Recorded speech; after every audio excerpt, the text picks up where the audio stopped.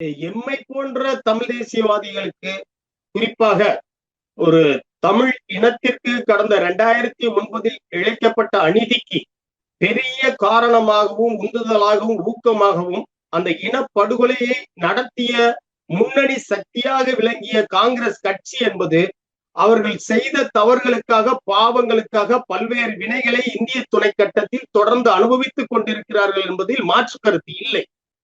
காங்கிரஸ் கட்சியை அழைத்ததுல காங்கிரஸ் கட்சிக்கு அளிக்கப்படுகின்ற முக்கியத்துவத்தில் காங்கிரஸ் கட்சி தான் வழியை சென்று தாங்கள் ஆதரவு கொடுத்தார்களே தவிர, தமிழக வெற்றி கழகத்தினுடைய தலைவர் விஜய் அவர்கள் வாருங்கள் ஆதரவு கொடுங்கள் என்று அழைக்கவில்லை.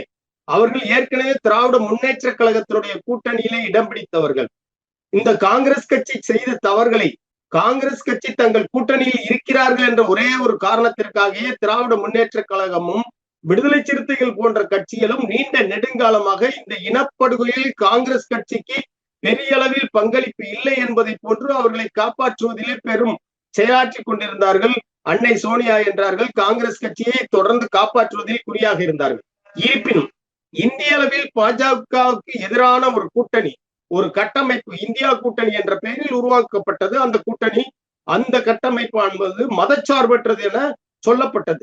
அந்த அடிப்படையிலே காங்கிரசுக்கு கொடுக்கப்பட்ட முக்கியத்துவத்தை பொறுக்காமல் ஒரு பக்கம் இந்த முயற்சிகளை பாஜக செய்கிறதோ என்று பார்த்தாலும் கூட, இன்னொரு பக்கம் தமிழக வெற்றி கழகம் போன்ற ஒரு புதிய மாற்றம் தமிழ்நாட்டில், குறிப்பாக இதுவரைக்கும் தமிழ்நாட்டில் வந்திருக்கிற எல்லா அரசியல் கட்சிகளுமே திராவிடம் என்ற பெயரில் மட்டுமே கட்சிகளை அமைத்துக் கொண்டே இருந்த நிலையில், முதல் கட்டமாக ஒரு மிகப்பெரிய கட்சி, ஒரு பெரிய மக்கள் செல்வாக்குள்ள கட்சி தமிழக வெற்றி கழகம் என்ற பெயரில் ஒரு கட்சியை உருவாக்கி, அந்த கட்சி தமிழ்நாட்டுடைய ஆட்சி அதிகாரத்திற்கு வருகின்ற நிலையில் அவர்கள் தங்கள் கூட்டணிக்கு உடன்படாமல், காரணம் அதிமுக கூட்டணியிலே பாரதிய ஜனதா கட்சி வெறும் ஒரே ஒரு இடத்தை தான் பிடித்திருக்கிறார்கள். பல்வேறு தொகுதிகளில் போட்டியிட்டாலும் அவர்கள் வென்றது ஒரே ஒரு தொகுதியைத்தான். அப்ப தமிழ்நாட்டில் பாரதிய ஜனதா கட்சி வீழ்ந்து கொண்டிருக்கிறது, தேய்ந்து கொண்டிருக்கிறது, அவர்களுடைய வளர்ச்சி குன்றி போயுள்ளது என்ற நிலையிலே தமிழ்நாட்டில் குழப்பங்களை விளைவிக்க வேண்டும், தமிழ்நாட்டில் குதிரை பேரங்களை நடத்த வேண்டும், தமிழ்நாட்டு அரசியல் கட்சிகளுக்கு மத்தியில் உள்ள முரண்பாடுகளை தாங்கள் பயன்படுத்த வேண்டும்.